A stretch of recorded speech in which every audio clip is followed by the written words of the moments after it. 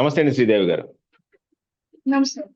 ఆ, గడిచిన కొద్ది కాలంగా మనం చూసుకుంటుంటే జనసేన పార్టీ నుంచి బయటకు వచ్చి అక్కడ జరిగేది తప్పులు, అక్కడ మన పార్టీ పెట్టిన దానికి పార్టీ సిద్ధాంతాలకి విరుద్ధంగా జరుగుతుందని చెప్పి బయటకు వచ్చి మాట్లాడిన రజనీ గారు ఉన్నారు కదండి. సో ఆవిడ మీద పర్సనల్ అటాక్ చేసి, అంటే పార్టీలో నుంచి పైనుంచి మన రాయపాటి గారు కానీ, రాయపాటి అరుణ్ గారు కానీ, మిగిలిన అందరూ కూడా ఆడవాళ్ళ చేత పార్టీ ఈవిడి మీద అంటే రజనీ గారికి పర్సనల్ అటాక్ చేయిస్తున్నారు కదా. సో దీన్ని మనం ఏ విధంగా తీసుకొచ్చి అంటారు? అంటే జనసేన పార్టీ విలువలకి తిలోదకం వదిలేసింది అని చెప్పడానికి ఇది ఒక ఉదాహరణగా తీసుకోవాలి. ఎందుకంటే పార్టీ కష్టపడి ఎన్నాళ్ళు పార్టీలో ఉంటే మాత్రం వాళ్ళు మంచోళ్ళు. పార్టీ నుంచి బయటకు వచ్చి ప్రభుత్వం తప్పులు ప్రశ్నిస్తుంటాయి.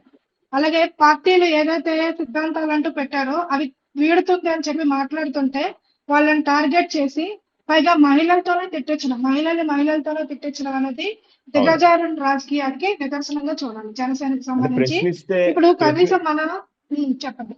ప్రశ్నిస్తే గొంతు నొక్కేసే పరిస్థితి ఇప్పుడు కనబడుతుంది కదండి. గడిచిన కొద్ది కాలంగా మన జనసేన పార్టీలో చూసుకుంటే ఎవరైతే ప్రశ్నిస్తున్నారో, ఎవరైతే అధికార పార్టీని ప్రశ్నించినా లేకపోతే జనసేన పార్టీని ప్రశ్నించినా మాకు కావాల్సినవి మాకు జరగట్లేదు, అన్యాయం జరుగుతుందని ఎవరైనా సరే వాళ్ళ పార్టీ నుంచి సస్పెండ్ చేసే పరిస్థితి ఉంది. అలాగే ఇంకా అంటే ఈ మీరు అన్నట్టు రజనీ గారి మీద పార్టీలో ఉన్న ఆడవాళ్ళు అందరి చేత రజనీ గారిని తిట్టించడం, పర్సనల్ అటాక్ చేయించడం, ఇది ఎంతవరకు సబబు అంటారు? నిజంగా వాళ్ళకి చిత్తశుద్ధి ఉంటే, నిజంగా ప్రజల కోసం పార్టీకి వచ్చి ఉంటే ప్రజా సమస్యల గురించి మాట్లాడాలి. ఇన్నాళ్ళు రాష్ట్రంలో జరుగుతున్న ప్రజా సమస్యలకి గాలి వదిలేసి ఒక వ్యక్తి ఒక చిన్న మాట మాట్లాడారని చెప్పి దానికి వచ్చి మాట్లాడుతున్నాం. ఖచ్చితంగా కన్నా రజనీ గారు మాట్లాడిన వ్యాఖ్యలు నేనైతే సమర్థిస్తున్నానని చెప్పట్లేదు, కానీ ఆవిడ ఏ కాంటెస్ట్ లో మాట్లాడింది ఇవన్నీ చూసిన తర్వాత నాకు ఏమనిపిస్తుందంటే వీళ్ళు ఒక చిన్న అవకాశం పెట్టుకొని కేవలం విమర్శలకు మాత్రమే అడుగులు వేస్తున్నారు తప్ప నిజంగా చిత్తశుద్ధిగా నిజంగా ప్రజల్లో సమస్యలు వచ్చినప్పుడు వాళ్ళ పార్టీ వాళ్ళే మహిళల్ని దాడులు చేస్తున్నప్పుడు వాళ్ళని మేము చూస్తున్నాం. చాలా మంది మహిళలు బయటకు వచ్చి మాతో అనుచితంగా ప్రవర్తిస్తున్నారు, శారీరకంగా హింసిస్తున్నారు అని చెప్పి ఎంతో మంది బయటకు వచ్చి కంప్లైంట్లు పెట్టినా కూడా మాట్లాడరు. రాష్ట్రంలో జరుగుతున్న ఎన్నో అంశాలు, దుర్మార్గమైన అంశాల గురించి మాట్లాడరు. మహిళల్ని రోడ్డు మీద దత్తాలతో కొడితే వాళ్ళ మీద శిక్షలు తీసుకోరు. వీటన్నిటి గురించి మాట్లాడే చిత్తశుద్ధి లేదు వీళ్ళకి. సుగాలి ప్రతి అంశం గురించి కనీసం ప్రస్తావించే ధైర్యం లేదు. వీళ్ళు రోజున మాట్లాడితే అర్థమైపోతుంది వాళ్ళ వైఖరి ఏంటి అని చెప్పేసి కేవలం పార్టీకి కొమ్ము కాస్తున్నారు తప్ప వీళ్ళ వల్ల రాష్ట్ర ప్రజలకి పైసా కూడా ఉపయోగం లేదు. ఇలాంటి వాళ్ళ గురించి చర్చ కూడా అనవసరం. వీళ్ళ గురించి మనం చర్చించుకొని మనం టైం వేస్ట్ చేసుకోకూడదు. అయితే ఈ కాంటెస్ట్ లో నేను ఇంకో విషయం కూడా మీ ముందుకు తీసుకొస్తున్నాను. అంటే కన్నా రజనీ గారు అనే మహిళా న్యాయవాది ఒక 4-5 ఏళ్ళుగా జనసేన కోసం యాక్టివ్ గా పనిచేస్తున్నారు. ఆమె సమయాన్ని పార్టీ కోసం వెచ్చించారు, సమర్థవంతంగా పనిచేస్తారని మనం మాట్లాడుకోవాలి. అయితే ఇప్పుడు మన విశాఖపట్నంలో, ముఖ్యంగా విశాఖపట్నం అనే కాదు రాష్ట్ర వ్యాప్తంగా అందరికీ తెలిసిన ఆవిడే కరణం కళావతి గారు అండి. అంటే ఇంటి పేరు కూడా ఒకసారి చూస్తాను కన్ఫర్మ్ చేసుకోవడానికి. ఆవిడ చాలా కష్టపడి పనిచేశారు పార్టీకి. ఇక్కడ మన జనసేనకే కాదండి ప్రజారాజ్యం నుంచి పనిచేశారు. వాళ్ళది ఎంత ఉన్నతమైన కుటుంబం అంటే వాళ్ళ బ్రదర్ ఫస్ట్ పోలీస్ ఆఫీసర్ అండి. 4 గ్రేహౌండ్ ఆ పోలీస్ ఆఫీసర్ ని కాపాడి వీరమరణం చెందారు. First piece time guarantee award వచ్చింది అశోక్ చక్ర అవార్డు గ్రహీత.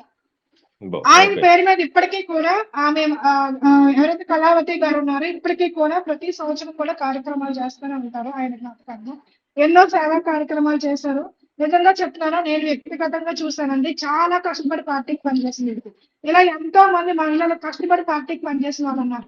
క్షేత్రస్థాయిలో, సోషల్ మీడియా స్టార్స్ కాదు వీళ్ళు, క్షేత్రస్థాయిలో పనిచేసిన వాళ్ళు. ఇలాంటి వ్యక్తికి ఒక నెల రోజుల వరకు కూడా సర్క్యులేషన్స్ చేసి గ్రూపుల్లో అంతా కూడా సర్క్యులేట్ చేసి ఆవిడకి 6th ఏరియాలో పబ్లిక్ ప్రాసిక్యూటర్ ఇచ్చామని చెప్పి మొత్తం ప్రచారం చేసి ఆవిడకి కంగ్రాచులేషన్స్ అన్నింటిలో మెసేజ్లు పెట్టి ఈ రోజున సడన్ గా ఆల్ ఆఫ్ ద సడన్ ఒక టీడీపీ వ్యక్తికి ఇవ్వడం జరిగిందండి. ఆయనకి ఆల్రెడీ 55,000 పైగా పెన్షన్ కూడా వస్తుంది. అలాంటి వ్యక్తికి ఇవ్వచ్చు అసలు? సో పార్టీకి జనసేన కోసం కష్టపడిన మహిళా న్యాయవాదికి తిలోదకాలు ఇచ్చేసి ఆవిడని అవమానించి ఆవిడ కోసం ఎంతో మంది మహిళా న్యాయవాదులు కూడా ప్రెస్ మీట్లు పెట్టి కూడా ప్రశ్నిస్తున్నారు పార్టీని. మొట్టమొదటిసారిగా ఈ విధంగా మహిళా న్యాయవాదికి అవమానం జరిగింది జనసేన పార్టీలో. దీని గురించి కూడా నేను అంటే ఇప్పుడు మీరు దీని చెప్తుంది ఏంటంటే గురించి కూడా మహిళా న్యాయవాదులు అందరూ కూడా ముఖ్యంగా జనసేన వీర మహిళలు కూడా గొంతెత్తుతున్నారు. వాళ్ళు ఈ విషయాన్ని నా దగ్గరకు తీసుకొస్తే మాత్రమే ఈ విషయం నాకు తెలిసిందండి. నేను కూడా ఆవిడకి వచ్చిందని సంతోషపడ్డాను. కనీసం పార్టీకి కష్టపడినందుకు ఒక వ్యక్తికైనా, ఒక మహిళకైనా అవకాశం వచ్చిందని అనుకున్నాను. ఇంకా ఆవిడకి కూడా రాలేదని తెలిసిన తర్వాత ఇంకా ఈ పార్టీ గురించి ఏం మాట్లాడాలో కూడా నాకు అర్థం కాదు. అంటే మీరు మీరు చెప్పింది ఏంటంటే ఆవిడ జనసేన నుంచే కాదు, ప్రజారాజ్యం పార్టీ పెట్టినప్పటి నుంచి కూడా ఈ అటు చిరంజీవి గారికి కానీ, ఇటు పవన్ కళ్యాణ్ గారికి కానీ, పార్టీకి కానీ అనేక రకమైన సేవలు చేస్తూ సర్వీస్ చేస్తూ వచ్చి పార్టీని బలోపేతం చేయడంలో కీలక పాత్ర పోషించింది అంటారు కదా. సో ఈవిని తీసి కాపు టీడీపీ సామాజిక వర్గం వాళ్ళకి కూడా, ఓకే సేమ్ కాపు సామాజిక సామాజిక వర్గం కూడా, ఓకే కాపు ఈవిని సామాజిక వర్గం తీసేసి కూడా. ఆయనకి ఇవ్వడానికి అదే గల కాకుండా కారణాలు కారణాలు తెలియదండి. ఆల్ ఆఫ్ ద సడన్ రాత్రి నిర్ణయాలు మారిపోయి ఈవిడికి ఇప్పుడు ప్రాబ్లం ఏంటంటే ఈవిడికి ఇప్పటివరకు ఏ పోస్ట్ ఇవ్వలేదండి. ఇవ్వకపోతే పోయింది.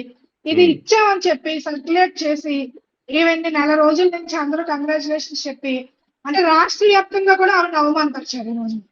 ఒకరు ఇప్పుడు ఇవ్వలేదు అనుకోండి, ఏమీ లేదు. ఇప్పుడు చాలా మందికి ఇవ్వలేదు జనసేన కష్టపడిన వాళ్ళకి. సరే కామ్ గా కూర్చున్నారు. కానీ ఇచ్చినట్టు ఇచ్చి అవమానపరిచి అందరిలోనే నవ్వులు పాలు చేశారు ఆవిడకి. ఖచ్చితంగా ఆవిడ గురించి మాత్రం చర్యలు తీసుకోవాలని చెప్పి పార్టీ బయట ఉన్న మహిళలుగా, న్యాయవాదులుగా కూడా మేము గట్టిగా ప్రశ్నిస్తున్నాం. పార్టీనే కాదండి, ఈ విధంగా చేయడం అనేది చాలా అమానుష్యం, చాలా అసహ్యమైన చర్య. అసలు జనసేన పార్టీ పెట్టిందే ప్రశ్నిస్తానని పార్టీ పెట్టి ఇప్పుడు కూటమిలో భాగస్వామి అయ్యి టీడీపీతో బీజేపీతో పొత్తులో ఉండి ఒక రాష్ట్రానికి ఉప ముఖ్యమంత్రిగా ఉండి ఆ పార్టీ నుంచి అంటే గత కొద్ది రోజులుగా జరుగుతున్న పరిస్థితులు అన్ని చూసాం మనం. ఫస్ట్ మనకి గ్యాస్ కొరత వచ్చింది, ఇప్పుడు పెట్రోల్ డీజిల్ కొరత. వేటి మీద ఆ పార్టీ నుంచి ఎవరు కూడా స్పందించట్లేదు. అంటే ప్రజలు ఎదుర్కొన్న సమస్యలు వాళ్ళని ఫేస్ చేయట్లేదు. ఎవరైతే పార్టీని వ్యతిరేకించి లేదా పార్టీకి అగ్నెస్ట్ గా ఏమన్నా మాట్లాడితే మటుకు పార్టీ నుంచి హై లెవెల్ నుంచి కింద లెవెల్, క్షేత్రస్థాయి నుంచి కింద స్థాయి వరకు కూడా ప్రతి ఒక్కరు ప్రెస్ మీట్ పెట్టి వాళ్ళని అటాక్ చేయడం చూస్తున్నాం కదా. అంటే ప్రజా సమస్యల మీద వీళ్ళకి అసలు చిత్తశుద్ధి లేదంటారా మీరు? ప్రజా సమస్యల మీద చిత్తశుద్ధి లేదండి. ఓన్లీ టీడీపీ పార్టీని కాపాడటంతోనే, కూటమి ధర్మం కాపాడటంలోనే వీళ్ళకి చిత్తశుద్ధి ఉంది. ప్రజా సమస్యలు గాలి వదిలేశారు. అందుకనే చాలా మంది జనసేన కోసం బలంగా పనిచేశారు. సిద్ధాంతాలు అంటూ నమ్మి వచ్చిన వాళ్ళందరూ కూడా పార్టీని వీడికి పారిపోతున్నారు. దూరం అవ్వడం కాదు, పారిపోతున్నారు. బాబా ఇలాంటి పార్టీలో ఉన్నాం అని చెప్పి. నిన్న కాక మనం చూస్తే వీళ్ళకి ప్రజా సమస్యలు, ఎన్నో ప్రజా సమస్యలు ఉన్నాయండి. వీటి మీద రాష్ట్రంలో అసలు స్పందనే కరువు అయిపోయింది జనసేన పార్టీకి సంబంధించి. కేవలం విమర్శలకు మాత్రమే వీళ్ళు పరిమితం అయిపోయారు. ఎంతసేపు చంద్రబాబు నాయుడు గారు లేకపోతే లోకేష్ గారు వీరుడు సూర్యుడు అని పవన్ కళ్యాణ్ గారు పొగుడుతారు. ఆయన పొగిడిన దాన్ని సమర్థిస్తే కింద క్యాడర్ అంతా కూడా పోస్టులు షేర్ చేసుకోవడానికి జనసేన పరిమితం అయిపోయింది తప్ప ప్రజా సమస్యల్ని గాలి వదిలేశారు. పార్టీ నిర్మాణాన్ని గాలి వదిలేశారు. పార్టీని పట్టించుకోవడం మానేశారు. అదేవిధంగా మనం చూసుకుంటే రీసెంట్ గా పల్లా శ్రీనివాసరావు గారు 2029లో కూడా టీడీపీ పార్టీ అధికారంలోకి వస్తుంది, సీఎం అభ్యర్థి కూడా టీడీపీ పార్టీ నుంచే ఉంటుంది అని చాలా స్పష్టత చేశారు. సో దీన్ని మనం ఏ విధంగా తీసుకోవాలంటారు? అంటే కూటమిలో భాగంగా ఉన్న టీడీపీ పార్టీ సో 2029లో కూడా సీఎం పదవి ఆ పార్టీ నుంచే వస్తుందంటే ఇంకా సపోర్ట్ చేసిన పార్టీల పరిస్థితి ఏంటంటారు? తప్పులేదు కదండి. పవన్ కళ్యాణ్ గారు నేను అసమర్థుడిని అని చెప్పారు కదా, నేను ఏది తీసుకురాలేను అని చెప్పారు కదా, నాకు పరిపాలన చేత కాదు అని చెప్పారు కదా, కేవలం చంద్రబాబు నాయుడు గారే దురంధరుడు అని చెప్పారు కదా. అలాంటప్పుడు దురంధరుడే సీఎం గా ఉండడానికి ఇష్టపడతారు కానీ చేతకాని వాళ్ళకి, పరిపాలన రాని వాళ్ళకి రాష్ట్ర ప్రజలు ఎలా ఇప్పుడు ఆయనే చెప్పేస్తారు ఆయన పరిపాలన చేయలేను అని చెప్పి. అలాంటప్పుడు ఆయనే చెప్పినప్పుడు ఇంకా ఆయన ఎట్లాగా ప్రజలు ఆలోచిస్తారో అలాగే పార్టీలు కూడా ఆయన ప్రిపేర్ చేసేసారు. నేనేమీ చేయలేను, కేవలం చంద్రబాబు నాయుడికి డబ్బా కొడతా కూర్చుంటాను, మీరు నాతో పాటు డబ్బా కొడతా కూర్చోండి అని చెప్తున్నారు. అదేవిధంగా నిన్న కాబట్టి ఆయన వాస్తవాలే చెప్పారండి. ఎందుకంటే గతంలో మన నారా లోకేష్ గారు కూడా చెప్పారు కదా, ఎన్నికల ముందు సీఎం గారు టీడీపీ చంద్రబాబు నాయుడు గారు కొనసాగుతారని చెప్పారు. ఇప్పుడు కూడా చాలా స్పష్టంగా లోకేష్ గారు నాయకత్వంలో అని చెప్పారు. అంటే లోకేష్ గారే సీఎం అని చెప్తున్నారు. సంతోషం, మంచిది. ఇప్పుడు జనసేన ఇంకా ట్రావెల్ అవుతున్న వాళ్ళందరూ కూడా ఆల్రెడీ టీడీపీకి బి పార్టీలుగా ఉన్న వాళ్ళే ఇష్టపడే వాళ్ళే కొనసాగుతున్నారు తప్ప ఒక సిద్ధాంతాలు ఇలాంటివి ఉన్న వాళ్ళు ఎవరు కూడా జనసేన పార్టీలో లేరు. కాబట్టి కారణం అంటే తెలంగాణ అనే వాళ్ళే ఉన్నారు కాబట్టి అది కొనసాగుతూనే ఉంటది. టీడీపీలోని మాత్రమే నాయకత్వం బలపడుతుంది. జనసేన తోక పార్టీగానే మిగిలిపోతుంది, ముగిసిపోతుంది. అలాగే నిన్న జరిగిన విశాఖపట్నంలో నిన్న మొన్న జరిగిన ఈ అదానీ డేటా సెంటర్లో గూగుల్ డేటా సెంటర్ వచ్చిందని చెప్పినప్పుడు యాజ్ ఏ అడ్వకేట్ గా లోకేష్ గారు అక్కడ ఆ మీటింగ్ లో చేసిన వ్యాఖ్యలు, మాది గూగుల్ పార్టీ అయితే మీది గొడ్డల పార్టీ అని జగన్మోహన్ రెడ్డి గారిని టార్గెట్ చేయడం యాజ్ ఏ అడ్వకేట్ గా మనం ఎలా తీసుకోవాలంటారు? అసలు అందులో ఎలాంటి ఇన్వాల్వ్మెంట్ లేదు అని చెప్పి సిబిఐ ఇచ్చింది, కోర్టులు కూడా ఆదేశాలు ఇచ్చినాయి కదా, జగన్మోహన్ రెడ్డి గారికి భారత్ గారికి ఎలాంటి సంబంధం లేదని. కానీ అంత పెద్ద తిరుపతి మీటింగ్ లో లడ్డు లోకేష్ గారు చెప్పండి. తిరుపతి లడ్డు అంశంలోనే వాళ్ళ పేర్లు లేకుండా వాళ్ళని తీసుకొచ్చి ఫ్లెక్సీలో ఫోటోలు వేసి కేవలం జగన్మోహన్ రెడ్డి అనే వ్యక్తి ఒక క్రిస్టియన్ కమ్యూనిటీ బిలీఫ్స్ నమ్ముతానని చెప్పారు కాబట్టి టార్గెట్ చేయడానికి అసలు రిపోర్ట్ లో లేనటువంటి దాన్ని ఉంది అని చెప్పారు.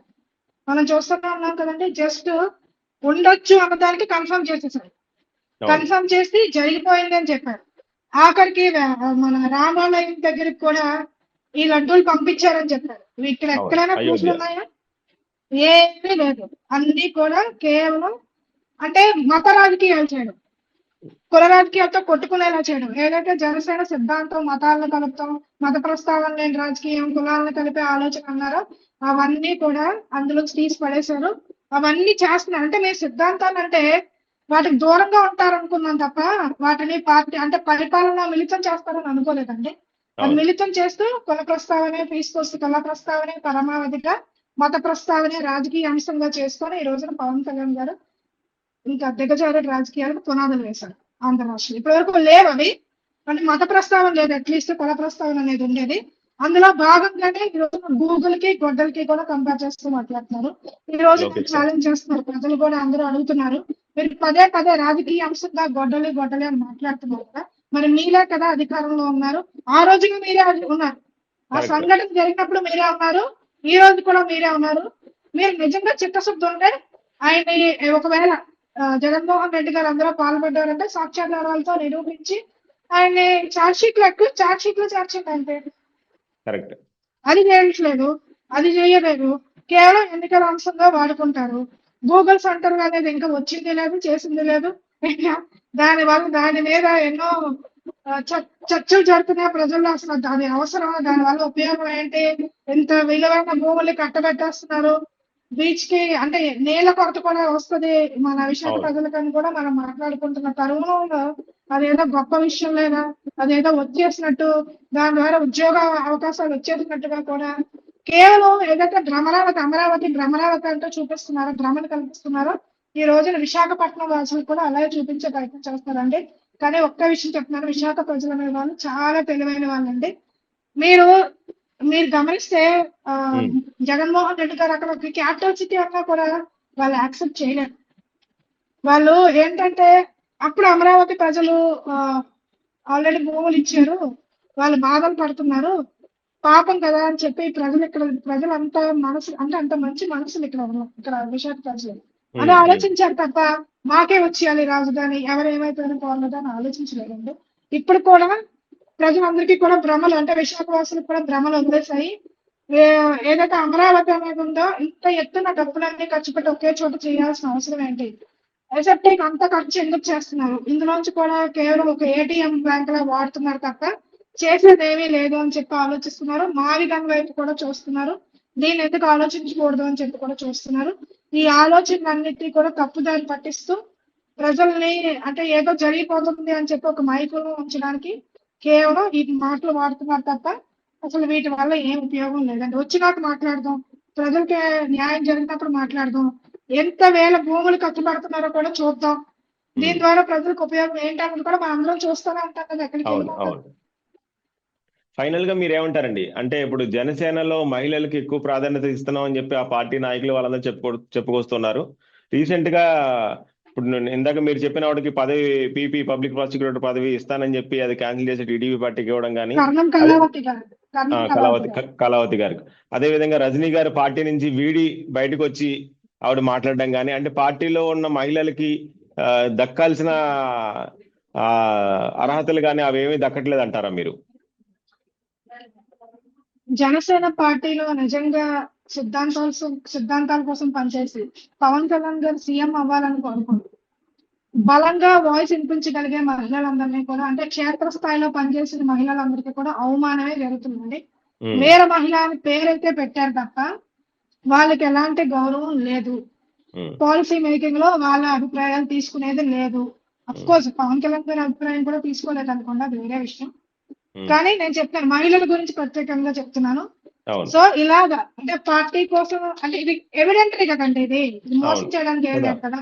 ఇవన్నీ కూడా డాక్యుమెంట్స్ ఇవన్నీ కూడా మీకు నేను పంపిస్తాను. ఆవిడ ఫోటో పంపిస్తాను, వాళ్ళ బ్రదర్ దేశానికి కాంట్రిబ్యూట్ చేసి పంపిస్తాను. అవన్నీ కూడా తప్పకుండా షేర్ చేయండి, రాష్ట్ర ప్రజలకు తెలియాలి. ఈ విధంగా దేశం కోసం కష్టపడిన మహిళలు అంటే ఆ కుటుంబానికి చెందిన మహిళలు, అదే సామాజిక వర్గానికి చెందిన మహిళలు, న్యాయవాదులు ఏ విధంగా మోసానికి గురవుతున్నారు, ఏ విధంగా అవమానానికి గురవుతున్నారు జనసేన పార్టీని నమ్మి అని చెప్పి రాష్ట్ర ప్రజలందరికీ కూడా తెలియాలండి. ఇదే నేను ఖచ్చితంగా. కోరుకుంటున్నాను. ఎందుకంటే వ్యక్తిగతంగా కూడా ఆవిడ నాకు బాగా తెలిసింది, మంచి ఆవిడండి. పార్టీ కష్టపడ్డారండి, ఏమైనా ఎన్నో అవమానాలు ఫేస్ చేశారండి. అయినా కూడా ఈ రోజుకి కూడా ఆవిడ ఎంతో చిత్తశుద్ధి అంటే ఈ రోజు కూడా పాపం బయటకు రావట్లేదు. పవన్ కళ్యాణ్ గారు చెడ్డ పేరు రాకుండా అలాంటి వారిని కాపాడుతారు. కనీసం అలాంటి వారికైనా గౌరవం ఇవ్వండి. వాళ్ళకు గౌరవిస్తే చాలా మంది మహిళలకు న్యాయం జరుగుతుంది. నేను బలంగా నమ్ముతున్నాను ఈ విషయం. ఖచ్చితంగా అండి. థ్యాంక్ యూ అండి. థ్యాంక్ యూ శ్రీదేవి గారు. Thank you. Thank you so much.